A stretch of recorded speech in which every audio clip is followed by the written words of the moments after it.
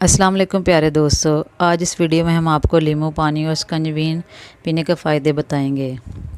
लीमू का इस्तेमाल शिकंजवी बनाने में इस्तेमाल किया जाए तो ये क़ुव्वत मदाफ़त को मज़बूत बनाता है और जल्द बुढ़ापे के ख़िलाफ़ मकवी दवा के मुतरादिफ़ हो जाती है।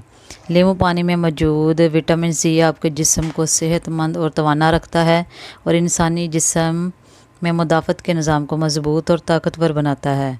लीमू पानी में ऐसे अज्जा पाए जाते हैं जो सेहत के लिए बहुत मुफीद साबित होते हैं। दोस्तों, इस गर्मी के मौसम में लीमू पानी का इस्तेमाल हर रोज़ करें ताकि आपके जिस्म में पानी की कमी पूरी हो सके। शुक्रिया दोस्तों, अगर आपको आज की हमारी वीडियो अच्छी लगी हो तो वीडियो को लाइक करें और कमेंट करके लाजमी बताइएगा कि आपको हमारी वीडियो कैसी लगी।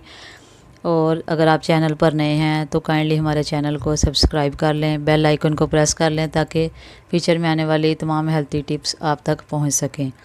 कल मिलते हैं एक नई हेल्थी टिप्स के साथ, तब तक के लिए फ़ी अमानिल्लाह।